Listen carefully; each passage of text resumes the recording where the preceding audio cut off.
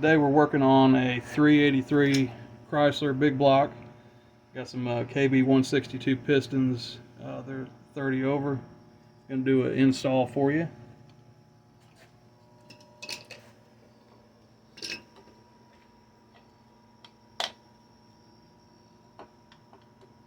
Make sure that you're parallel with your deck.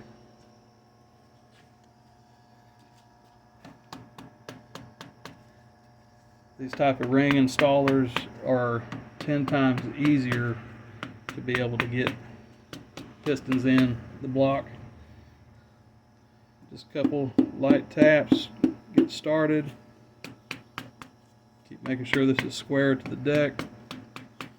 Always have your skirt of your piston hanging out a little bit to get started in the block.